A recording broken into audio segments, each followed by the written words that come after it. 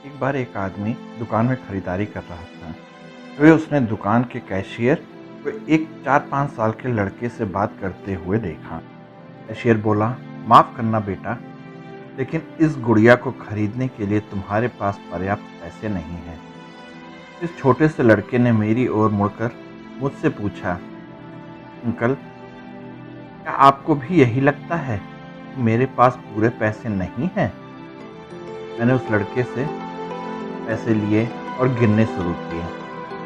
तो मैंने कहा, हाँ बेटे, ये सच है, तुम्हारे पास इस गुड़िया को खरीदने के लिए पूरे पैसे नहीं हैं।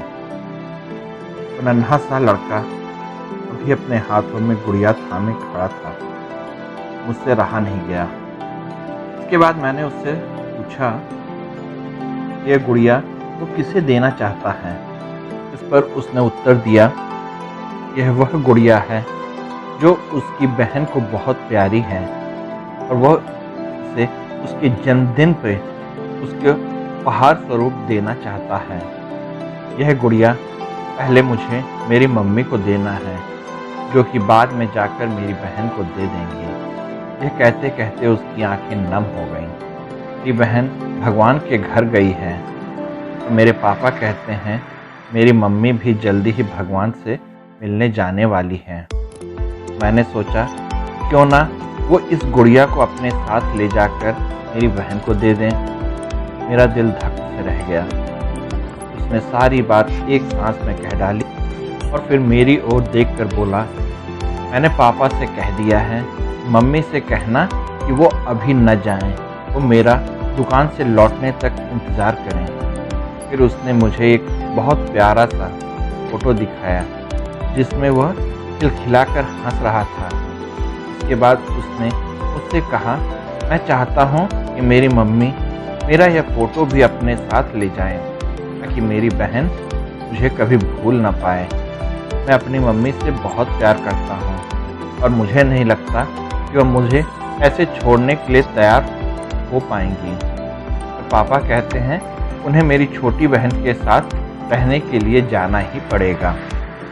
इसके बाद फिर से उसने गुड़िया को गमगीन आंखों से खामोशी से देखा। मेरे हाथ जल्दी से मेरे बटुए तक पहुँचे और मैंने उससे कहा, चलो एक बार और गिनती करके देखते हैं कि तुम्हारे पास गुड़िया के लिए पर्याप्त पैसे हैं या नहीं। उसने कहा, ठीक है, पर मुझे लगता है मेरे पास पूरे पैसे हैं। उस लड़के ने कहा। इसके बाद मैंने उसकी नज़र बचाकर कुछ अतिरिक्त पैसे जो मेरे पास थे उसके पैसों में मिला दिए और फिर हमने गिनना शुरू किया।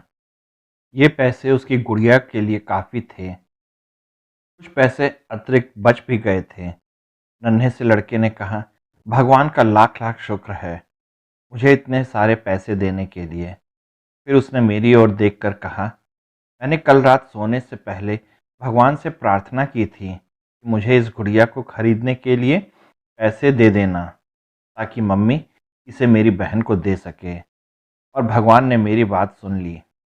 इसके अलावा मुझे मम्मी के लिए एक सफ़ेद गुलाब खरीदने के लिए भी पैसे चाहिए थे, पर मैं भगवान से इतने ज़्यादा पैसे मांगने की हिम्मत नहीं कर सका।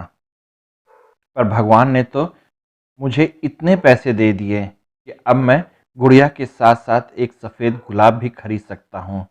मेरी मम्मी को सफ़ेद गुलाब बहुत पसंद है। फिर हम वहाँ से निकल गए। मैं अपने दिमाग से उस छोटे से लड़के को निकाल नहीं पा रहा था।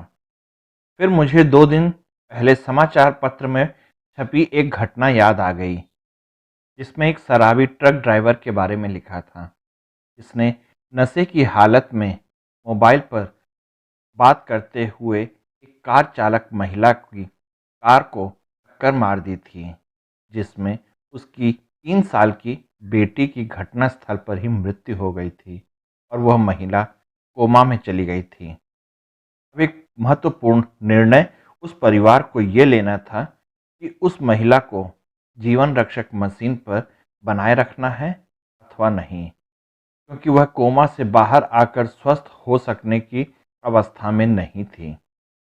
क्या वह परिवार इस छोटे लड़के का ही था? मेरा मन रोम रोम कांप उठा।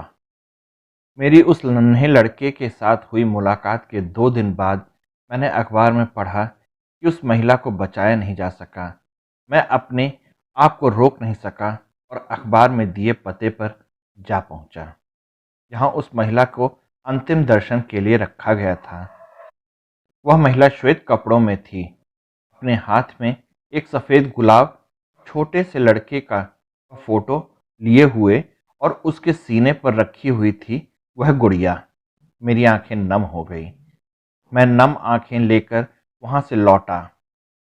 उस नन्हे लड़के का अपनी माँ और अपनी बहन के लिए जो प्यार था, वह शब्दों में बयान करना मुश्किल था।